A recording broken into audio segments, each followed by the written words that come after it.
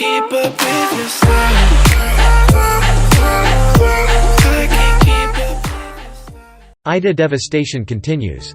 Coroner says alligator killed missing man. Thousands still without power and caskets stuck in mud.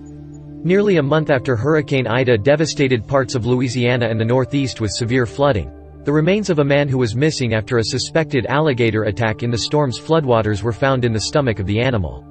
Timothy Satterlee Sr., 71, was attacked by an alligator in flooded waters in Slidell, Louisiana, on August 30, a day after Ida hit the state's shores. His wife witnessed the attack, which she reported took off his arm. She said she went to find help but he was missing when she returned. The remains were identified as Satterlee this week using DNA samples, according to St. Tammany Parish Coroner Dr. Charles Preston. The 504-pound gator was captured and killed earlier this month and human remains were found inside its belly. The news comes as effects of Ida are still being felt across the state of Louisiana, with thousands still without power as workers repaired downed power lines. Debris from the storm remains scattered around some communities, and garbage hasn't been collected for weeks in parts of New Orleans. In the town of Ironton, caskets that were swept away from their burial locations in above-ground tombs during the hurricane remain scattered and stuck in the mud throughout the community, CNN reported.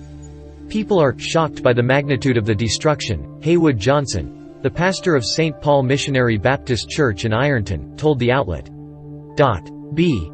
They're even more so overwhelmed by their loved ones floating and ending up landing in the streets and people's yards and on the side of the levee and out in the field, and it's just overwhelming, he said.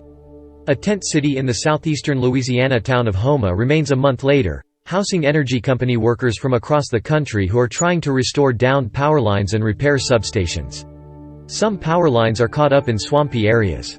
It's nasty. It's chest deep. You can't walk because the growth. John Hayes, a Sparks Energy foreman working with a crew in Houma to reset power lines. We've had storms before, but the devastation was nothing of this magnitude. Matthew Peters, operations manager for South Louisiana Electric Cooperative Association, told the Associated Press.